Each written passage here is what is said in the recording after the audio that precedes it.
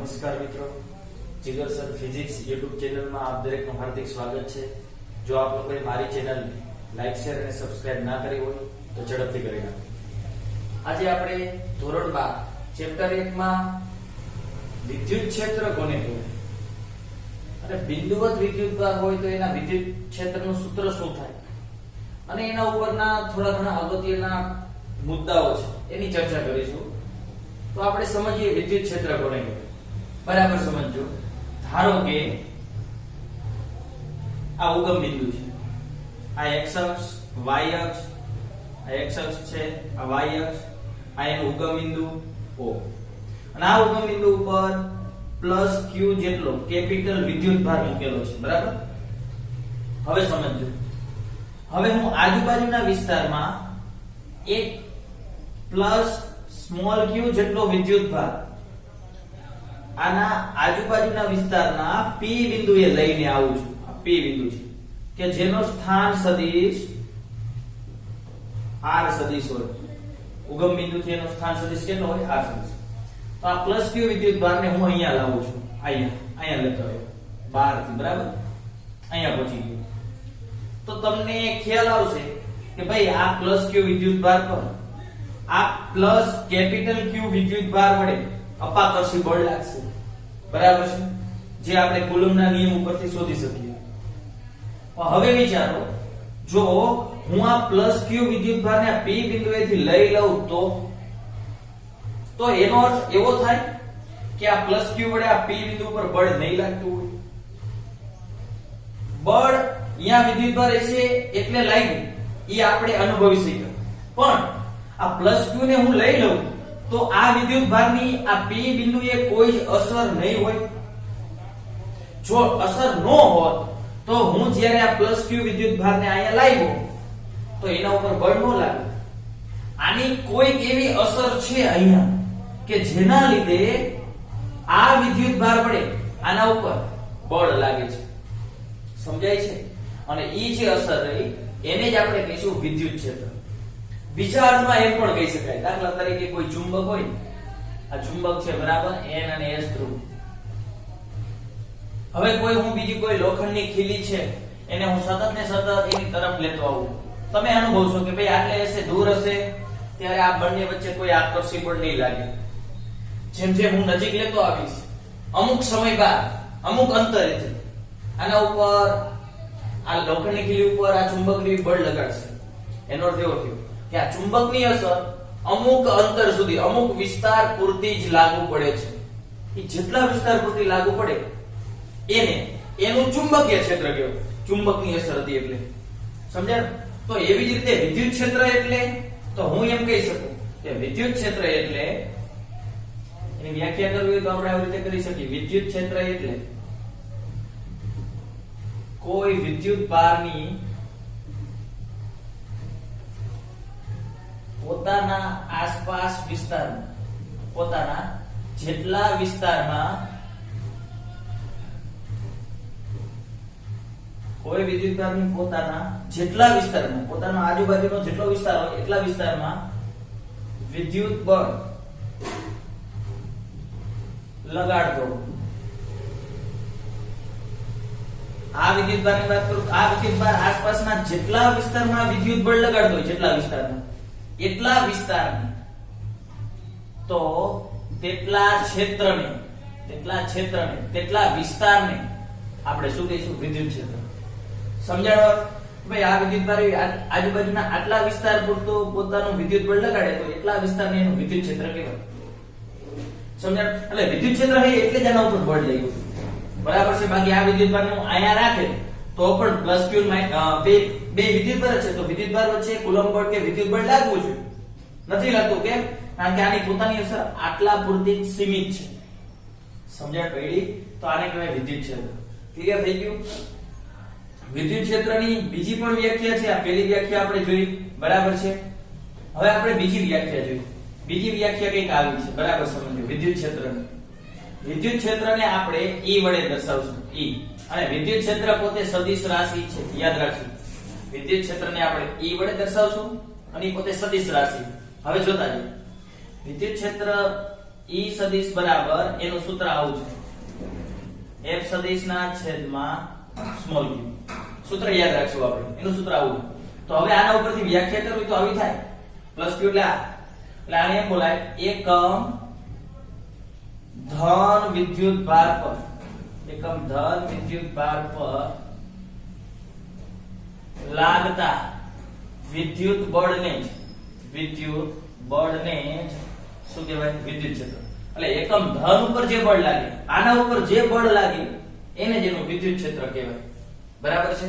તો હવે આપણે આની અંદર હું સૂત્રમાં કિંમત મૂકી દઉં. F સદિશ એટલે આ બંને વચ્ચે લાગતું બળ. બરાબર છે? તો મૂકી દો. બંને વચ્ચે કેટલું બળ લાગે? K Q Q, બંને વચ્ચેનું અંતર r2 છેદમાં q તો હતા જ, પણ જો આ સદિશ છે એટલે સદિશ બરાબર શું લખાય? સદિશ બરાબર આ તો એનું મૂલ્ય લખ્યું ઇન્ટુ એ જે દિશામાં લાગે એ દિશાનો એકમ સદિશ, એટલે આપણને ખબર નથી એટલે r કેરેટ કરી નાખ્યા. સદિશ બરાબર એનું મૂલ્ય ઇન્ટુ એકમ સદિશ. આ તો q હતા એમ ન મૂક્યા, તો જો તો આ q કેન્સલ થઈ જાય, તો સૂત્ર તમને આવું મળ્યું કે capital Q upon r2 into r caret. r caret એટલે બળ જે દિશામાં લાગતો હોય એ દિશાનો એકમ સદિશ. અત્યારનો વિચાર કરો તો આ પ્લસ q આના ઉપર લગાડે તો આ દિશાનો એકમ સદિશ બંનેને જોડતી, બંને વિદ્યુતભારને જોડતી રેખા ઉપર જ લાગે. આ ક્લિયર થઈ ગયું. તો આ વિદ્યુત ક્ષેત્રનું બીજી વ્યાખ્યા હતી, પહેલી વ્યાખ્યા, આ બીજી વ્યાખ્યા કમ્પ્લીટ. તો હવે આપણે એના એકમની વાત કરી કે વિદ્યુત ક્ષેત્રનો એકમ શું થાય. ચાલો જોવો તો આના ઉપરથી ન્યૂટન પર કુલમ. બરાબર છે? ન્યૂટન પર કુલમ. અથવા બીજો એકમ છે એ તમે ચેપ્ટર નંબર 2 માં ભણશો. અત્યારે ખાલી જાણ પૂરતો કહી દઉં છું, વોલ્ટ પ્રતિ મીટર. બરાબર? ચેપ્ટર 2 માં જ ભણશું આ એકમ, અત્યારે ખાલી જાણ પૂરતો કહી દીધું. તો આના આધારે તમે એનું પારિમાણિક સૂત્ર જાતે કરી શકશો વિદ્યાર્થી મિત્રો. તો એના આધારે તમારે એનું પારિમાણિક સૂત્ર mLT/Q સ્વરૂપમાં કે mLT/A સ્વરૂપમાં તમારી જાતે કરી નાખવાનું. કમ્પ્લીટ. બીજું આટલું ક્લિયર થઈ ગયું. તો આ વિદ્યુત ક્ષેત્ર એટલે એકમ ધન ઉપર જે બળ લાગે એને જ વિદ્યુત ક્ષેત્ર કહેવાય. અથવા તો ક્ષેત્ર એટલે વિદ્યુત ભારની આજુબાજુનો એટલો વિસ્તાર કે જ્યાં સુધી એ વિદ્યુત ભાર ઉપર બળ લાગતું હોય તો એટલા ક્ષેત્રને કહેવાય વિદ્યુત ક્ષેત્ર. સદિશ રાશિ છે એને આપણે E સદિશ વડે દર્શાવશું. ઇલેક્ટ્રિક ફીલ્ડ કહેવાય અંગ્રેજીમાં. એનું બીજું એનું સૂત્ર, એના આધારે એની વ્યાખ્યા, બીજી વ્યાખ્યા. કમ્પ્લીટ. તો આટલું ક્લિયર થઈ ગયું. પારિમાણિક સૂત્ર તમે જાતે કરી નાખજો. હવે સમજો. હવે એના અગત્યના પોઈન્ટ આપણે જોઈએ. બરાબર? અગત્યના મુદ્દાઓ. અગત્યના મુદ્દાઓ સમજો. બરાબર? જોતા જઈએ એક પછી પહેલી વસ્તુ. એક તો આપણે જોયું કે વિદ્યુત ક્ષેત્ર એટલે શું છે? એકમ ધન ઉપર લાગતું બળ છે. બરાબર છે? તો આપણે વાત કરી કોની? તો કે આ વિદ્યુત ભારની, કે ભાઈ આ વિદ્યુત ભારનું વિદ્યુત ક્ષેત્ર કેટલા અંતર સુધી ફેલાયેલું છે? આ વિદ્યુત ભારનું. એટલે આપણે આ વિદ્યુત ભાર જો આના ઉપર બળ લગાડતો તો આ વિદ્યુત ભાર ની અસર હતી. જો એવું ફરજિયાત નથી આ વિદ્યુત ભાર જ આના ઉપર બળ લગાડે, આ પણ આના ઉપર બળ લગાડે. પણ અત્યારે આપણે શું ચેક કરું? તો અત્યારે આપણે આવું ચેક કરું, ભાઈ આ વિદ્યુત ભારનું વિદ્યુત ક્ષેત્ર કેટલું છે, એટલે કે આ વિદ્યુત ભારની અસર કેટલા વિસ્તાર પૂરતી છે. તો આપણે આની ચર્ચા કરતા. એટલે એમ કહી શકાય જે વિદ્યુત ભાર વિદ્યુત ક્ષેત્ર ઉત્પન્ન કરે, વિદ્યુત ક્ષેત્ર ઉત્પન્ન કરે એવા વિદ્યુત ભારને આપણે કહીશું સ્ત્રોત વિદ્યુત ભાર. સ્ત્રોત વિદ્યુત ભાર. સ્ત્રોત એટલે જ્યાંથી ઉત્પન્ન થતું હોય. એટલે અત્યારે પ્લસ q વિદ્યુત ભાર કેપિટલ એને આપણે સ્ત્રોત વિદ્યુત ભાર કહીશું. અને આપણે આની અસર ચેક કરવાની હતી. ભાઈ આની અસર આજુબાજુના કેટલા વિસ્તાર પૂરતી છે? તો આની અસર ચેક કરવા માટે આપણે જે વિદ્યુત ભારનો ઉપયોગ કર્યો આની મદદથી આપણે ચેક કરી કે આ વિદ્યુત ભારની અસર કેટલા વિસ્તાર પૂરતી છે. એટલે જે વિદ્યુત ભાર પરીક્ષણ માટે ચેક કરવા માટે વપરાતો હોય, જે વિદ્યુત ભાર પરીક્ષણ માટે વપરાતો હોય, પરીક્ષણ માટે વપરાય એવા વિદ્યુત ભારને આપણે કહીશું પરીક્ષણ વિદ્યુત ભાર. બરાબર છે મિત્રો? આ ખબર પડી? આ અગત્યના પોઈન્ટ છે, જોતા જવાના. જે વિદ્યુત ભાર વિદ્યુત ક્ષેત્ર ઉત્પન્ન કરે એને આપણે સ્ત્રોત વિદ્યુત ભાર કહીશું. જે વિદ્યુત ભાર પરીક્ષણ માટે વપરાય, ભાઈ આની અસર ચેક કરવી છે એના માટે જે વિદ્યુત ભારનો આપણે ઉપયોગ કર્યો એને કહેવાય પરીક્ષણ વિદ્યુતભાર. બીજી મહત્વની બાબત એ આ અગત્યના મુદ્દાઓમાં બરાબર સમજો. હવે તમે આ વિદ્યુતભારને આની નજીક લાવો ચેક કરવા માટે કે ક્યાં સુધી એની અસર એટલે વિદ્યુત બળ, ક્યાં સુધી એનું વિદ્યુત બળ લાગુ પડે. તો આ તો આના ઉપર વિદ્યુત બળ લગાડવાનું છે આપણને ખબર છે, અને ન્યૂટનના ત્રીજા નિયમ મુજબ આપણને એ પણ ખબર છે કે આ વિદ્યુત ભાર પણ આના ઉપર બળ લગાડશે. તો આ વિદ્યુત ભાર આના ઉપર બળ લગાડે, અત્યારે બે સમાન વિદ્યુત ભાર છે, સજાતીય વિજાતીય હોય તો પણ બળ લાગે. ટૂંકમાં કા આકર્ષિક અપાકર્ષિક બળ લાગે, આય લગાડશે આના ઉપર કે આય લગાડશે. હવે હું આની વાત કરું કે ભાઈ આય આના ઉપર બળ લગાડે તો આ વિદ્યુત ભારનું સ્થાન ખસે. કેમ? કારણ કે આ એના ઉપર કા આકર્ષિક કા અપાકર્ષિક બળ લગાડે, કા આ તરફ ખસે કા આના તરફ ખસે. જો આનું સ્થાન ખસી જાય તો આનો જે વિસ્તાર રહ્યો એ આપણે પ્રોપર નક્કી ન કરી શકીએ, એટલે કે એનું વિદ્યુત ક્ષેત્ર આપણે ચોક્કસ રીતે નક્કી ન કરી શકીએ, કારણ કે આનું સ્થાન બદલાતું જાય તો એનો વિસ્તાર અહીંયાથી આમાં ખસતો જાય, આપણે યોગ્ય રીતે નક્કી ન કરી શકીએ. એટલા માટે શું કરવું જોઈએ? તો એના માટે એક ઓપ્શન કે આનું મૂલ્ય બને એટલું નાનું લ્યો પરીક્ષણ. તો આ જેટલું મૂલ્ય નાનું લ્યો એમ, જો બળનું સૂત્ર k q q r square, તો આ જેટલું નાનું એમ બળ પણ નાનું થાય. એટલે આ રહ્યું આના ઉપર લાગે જે બળ લગાડે એ બને એટલું ઓછું બળ લગાડશે, અને બને એટલું ઓછું બળ લાગે તો આ વિદ્યુત ભારના સ્થાનમાં બહુ ખાસો ફેરફાર થશે નહીં. એટલે આપણે લખવું પડશે, એટલે કે સ્ત્રોત વિદ્યુત ભારનું સ્થાન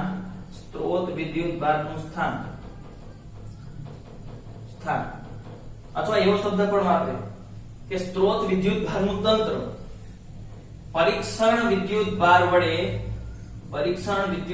વડે બદલાવું ન જોઈએ. બરાબર છે? એના લીધે કોઈ ચેન્જ ન આવવો જોઈએ. તો શું કરવું જોઈએ? તો એના માટે આનું મૂલ્ય બને એટલું ઓછું કરી નાખો. એનું મૂલ્ય બને એટલું ઓછું કરો તો અર્થ શું થાય? આનું મૂલ્ય બને એટલું ઓછું એટલે બને એટલું ઓછું એને આપણે ગણિતની ભાષામાં લિમિટ કહીએ કે લિમિટ લેવાની. કેટલી લિમિટ લેવાની? k નું મૂલ્ય બને એટલું ઓછું, q નું મૂલ્ય બને એટલું ઓછું એટલે q ટેન્ડ્સ ટુ 0 લેવાનું. બને એટલું ઓછું એટલે હાવ ઓછામાં ઓછું લેવાનું. તો f સદિશના છેદમાં q સદિશ. આવું થવું જોઈએ. આવું થાય તો જ શું થાય? તો જ આ વિદ્યુત ભાર વડે આના ઉપર લાગતું બળ બને એટલું ઓછું થશે. એ બળ બને એટલું ઓછું થાય તો જ વિદ્યુત ક્ષેત્ર ઓછું મળશે. તમને સમજાય છે? આ મૂલ્ય બને એટલું ઓછું એટલે વિદ્યુત ક્ષેત્ર ઓછું તો બળ પણ બને એટલું ઓછું લાગશે. બળ જ ઓછું જોતું હતું કે આ બંને વચ્ચે બળ ઓછું લાગવું જોઈએ તો જ શું થાય? તો જ એના સ્થાનમાં કોઈ ખાસો ફેરફાર પડે નહીં. ખરેખર વ્યવહારમાં શું કરવામાં આવે બરાબર સમજો. વ્યવહારમાં તમે બને એટલો ઓછો વિદ્યુત ભાર લો. સૌથી ઓછામાં ઓછું પરીક્ષણ વિદ્યુત ભારનું મૂલ્ય 1.6 × 10⁻19 ઘાત એટલે કે ઇલેક્ટ્રોન છે. બરાબર છે? કે પ્રોટોનનો વિદ્યુત ભાર. એટલો ઓછામાં ઓછું, એથી ઓછું આપણે વિદ્યુત ભારનું મૂલ્ય લઈ ન શકીએ, શક્ય જ નથી. તો થોડું ઘણું તો બળ લાગવાનું છે, થોડો ઘણો આના સ્થાનમાં ફેરફાર થાય જ. ઈ પણ ન કરવો હોય તો વ્યવહારમાં શું કરવામાં આવે? તો કે +q એટલે કે સ્ત્રોત વિદ્યુત ભારને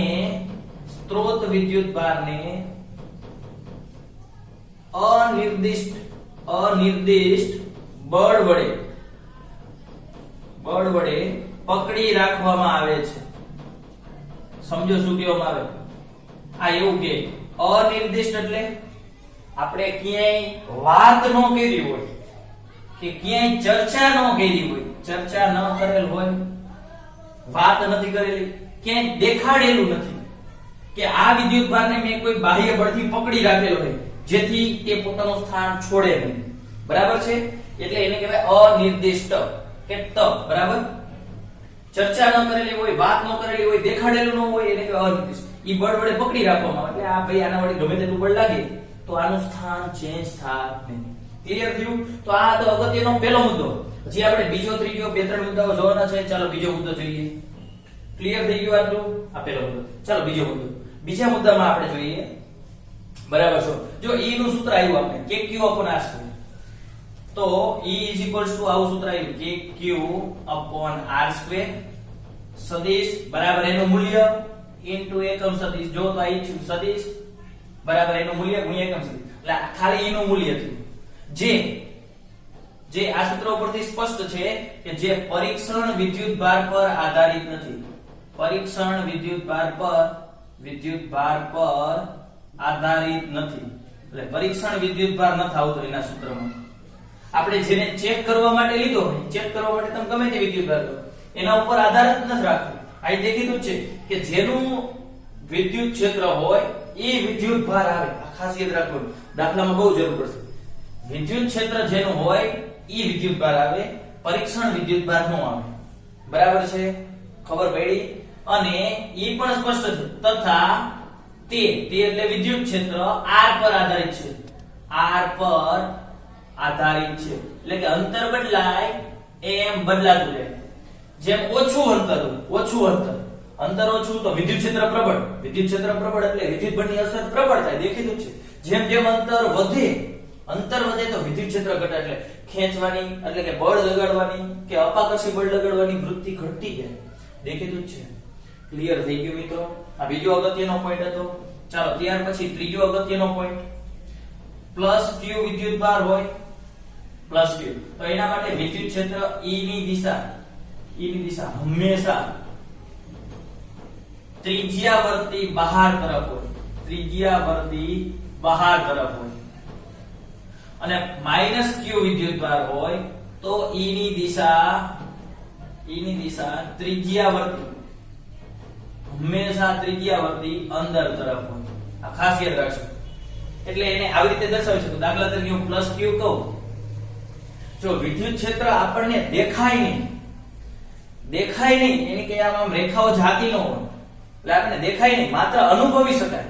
એટલે એને માત્ર દર્શાવવું હોય ચિત્રાત્મક સ્વરૂપે તો હું એને આવી રીતે દર્શાવી શકું. પ્લસ q નું વિદ્યુત ક્ષેત્ર ત્રિજ્યાની દિશામાં, આની ત્રિજ્યા કરો તો આવી રીતે થાય, આમ થાય તો બહાર તરફ તીર રાખવાનું, બહાર તરફ. આ બહાર તરફ પ્લસ q છે એટલા માટે આવી રીતે હોય પ્લસ q માટે. માઈનસ q વિદ્યુતભાર હોય તો એનું વિદ્યુત ક્ષેત્ર કઈ રીતે હોય? વિદ્યુત ક્ષેત્ર આ રીતે હોય, અંદર તરફ હોય. સમજો વિદ્યુત ક્ષેત્ર એટલે શું, આ કેમ અંદર તરફ આવે એ પણ તમને સમજાવું. તમને શું કીધું? વિદ્યુત ક્ષેત્રની વ્યાખ્યા શું હતી? વિદ્યુત ક્ષેત્ર એટલે ખાલી મૂલ્ય સ્વરૂપે વિચારો, મૂલ્ય સ્વરૂપે E F/q થાય ને. તમારે શું બોલો વ્યાખ્યા? એકમ ધન ઉપર જે બળ લાગે. મારે આનું વિદ્યુત ક્ષેત્ર નક્કી કરવું હોય પ્લસ q નું નક્કી કરવું. સમજો પ્લસ q નું આનું વિદ્યુત ક્ષેત્ર નક્કી કરવું છે આનું, તો આ વિદ્યુતભાર વડે એકમ ધન ઉપર જે બળ લાગે ને, એકમ ધન ને અહીંયા ક્યાંક મૂકી દો, એકમ ધન. તો આ શું કરે? આનું વિદ્યુત ક્ષેત્ર એટલે આ બળ લગાડે ઈ જોવાનું હોય. જેનું વિદ્યુત ક્ષેત્ર એટલે ઈ બળ લગાડતો હોવો જોઈએ. આ લગાડે પણ ઈ નહીં જોવાનું કેવું? જેનું વિદ્યુત ક્ષેત્ર શોધવું હોય ઈ બળ લગાડે ને એની દિશા ચેક કરવાની. આ જો આના ઉપર બળ લગાડે કઈ તરફ ધક્કો મારશે? બહાર તરફ. આ વિદ્યુતભારને અહીંયા મૂકો પ્લસ q તો આ પણ બહાર તરફ, એટલે પ્લસ q નું વિદ્યુત ક્ષેત્ર બહાર તરફ. રેડી? હવે માઈનસ q નું વિચારો તો, એટલે ગમે તેનું વિદ્યુત ક્ષેત્ર શોધવું હોય સૂત્ર આવું કે એકમ ધન ઉપર જે બળ લાગે એને વિદ્યુત ક્ષેત્ર કહેવાય. તો શું થાય વિચારો? માઈનસ q રહ્યો, હવે અહીંયા તો આજુબાજુમાં પ્લસ q જ મૂકવાનું, કારણ કે ચેક કરવા માટે એકમ ધન વિદ્યુતભાર લેવાનો, સૂત્ર જેવું. તો હવે આ બળ લગાડે ને તો આ શું કરે? આના ઉપર ખેંચે, પોતાની તરફ ખેંચશે. એટલે માઈનસ નું વિદ્યુત ક્ષેત્ર કેવું હોય? અંદર તરફ હોય. કમ્પ્લીટ સમજાણો મિત્રો? અને બીજું વિદ્યુત ક્ષેત્રની દિશા ટૂંકમાં યાદ રાખશું, ટેક્સ્ટ બુકમાં આપી નથી, પરંતુ વિદ્યુત ક્ષેત્રની દિશા E ની દિશા હંમેશા પ્લસ q થી માઈનસ q તરફ હોય. એટલે ધન થી ઋણ તરફ હોય એમ કહેવાય. જો તો પ્લસ q અને માઈનસ q ને હું બાજુમાં મૂકું તો આનું વિદ્યુત ક્ષેત્ર બોલો બહાર તરફ હોય, આનું વિદ્યુત ક્ષેત્ર અંદર તરફ હોય. તો જો તો પ્લસ q થી માઈનસ q તરફ. સમજાણો? એટલે વિદ્યુત ક્ષેત્રની દિશા હંમેશા ધન થી ઋણ તરફ હોય. આટલું યાદ રાખશું. બરાબર છે? આ ત્રીજો અગત્યનો આપણે પોઈન્ટ જોયો. બરાબર છે? અને છેલ્લો અગત્યનો પોઈન્ટ આપણે એક જોઈ લઈએ એટલે આપણો પ્રશ્ન પૂર્ણ થઈ જાય. કમ્પ્લીટ છે? હવે હું આ એક આકૃતિ કાઢ નાખું એટલે છેલ્લો પોઈન્ટ હું અહીં લખી શકું. બરાબર? ચાલો જોઈ લો વિદ્યાર્થી મિત્રો, છેલ્લો પોઈન્ટ છે આપણો અગત્યનો. ચાલો ચોથો પોઈન્ટ અગત્યનો. ઈ આપણે જોયું કે ભાઈ જે વિદ્યુતભારનું વિદ્યુત ક્ષેત્ર તમારે મેળવવું, જે વિદ્યુતભારનું વિદ્યુત ક્ષેત્ર એનાથી r અંતર હું દોરું. દાખલા તરીકે મારે આ પ્લસ q વિદ્યુતભાર છે, એનાથી r અંતરે વિદ્યુત ક્ષેત્ર કેટલું થાય? r અંતરે. તો તમને ખબર પડી ગઈ. આને મૂલ્ય સ્વરૂપે લખવું હોય તો મૂલ્ય સ્વરૂપે E બરાબર kq/r² થાય ને. આ રીતે લખાય. બંને સૂત્ર છે. બરાબર? વિદ્યુતભાર આપ્યો હોય તો આ સૂત્ર વાપરી શકાય. બળ આપ્યું તો આ સૂત્ર વાપરી શકાય. તો પ્લસ q થી r અંતરે વિદ્યુત ક્ષેત્ર આટલું થાય k q upon r square. તો પ્લસ q થી r અંતરે અહીંયા પણ આ r અંતર હોય તો અહીંયા પણ એટલું જ બળ થાય, કારણ કે વિદ્યુત ભાર તો પ્લસ q છે, અંતર એટલું જ છે. તો એવી રીતે r અંતરે આ બાજુ પણ, એવી રીતે r અંતરે આ બાજુ પણ, આ બાજુ પણ, આ બાજુ પણ, આ બાજુ પણ, આ બાજુ પણ r અંતરે વિદ્યુત ક્ષેત્ર ઈ પોતાના વિદ્યુત ભારથી r અંતરે સમાન જ થાય. તો આયા આ બધાયને અંતરને તમે જોડી દો શું બનશે? એક ગોળો હોય, ગોળો, વર્તુળ નહીં. કેમ સમજો? અહીંયા વિદ્યુત ભાર હોય તો r અંતર આ તરફે થાય, આ તરફે થાય, આ તરફે થાય, r અંતર નીચે થાય, પાછળે થાય, ઉપરે થાય. તો દરેક બાજુએ r અંતરે વિદ્યુત ક્ષેત્ર સમાન હોય. સમાન હોય ને તો આ દરેક બિંદુમાંથી, આ દરેક r અંતર રહેલા બિંદુમાંથી પસાર થતું પૃષ્ઠ વિચારો તો શું બન્યું? ગોળ. તો આનો ચોખ્ખો અર્થ એવો થયો કે ગોળ પ્લસ q જેના કેન્દ્રમાં હોય, જેના કેન્દ્રમાં એવો ગોળો વિચારો તમે, તેવો ગોળો. તો ઈ ગોળાની સપાટી ઉપર વિદ્યુત ક્ષેત્ર કેવું હોય? સરખું હોય. કેટલું હોય? સમાન હોય. k q upon r square જેટલું સમાન હોય, કારણ કે આ દરેકે દરેક r અંતરે જ આવેલા બિંદુઓ છે. તો આ ચોથો પોઈન્ટ. આ વિદ્યુત ક્ષેત્ર વિશેના અગત્યના 4 પોઈન્ટ હતા. ખાસ યાદ રાખશું. બે વસ્તુ ખાસ યાદ રાખવાની. વિદ્યુત ક્ષેત્રનું મૂલ્ય આ થાય, સદિશ કરો હોય તો બંને જગ્યાએ સદિશ. અને તે કીધું છે વિદ્યુત ક્ષેત્રની દિશા કઈ હોય? તો કે બળ જે દિશામાં લાગે એ દિશામાં વિદ્યુત ક્ષેત્ર હોય. કમ્પ્લીટ. વિદ્યુત ક્ષેત્રનું મૂલ્ય E = k q ઉપર આવશે. બિંદુવત એટલે એક વિદ્યુત ભારની વાત કરી. એક વિદ્યુત ભારનું વિદ્યુત ક્ષેત્ર આટલું હોય, એને સદિશ સ્વરૂપે દર્શાવો તો આ રીતે દર્શાવાય. એનું મૂલ્ય તો આ બંને મૂલ્ય હતા. દિશા કઈ હોય તો ઈ પણ મેં તમને ચર્ચા કરી. કમ્પ્લીટ. તો આ હતો આજનો આપણો ટોપિક વિદ્યુત ક્ષેત્ર.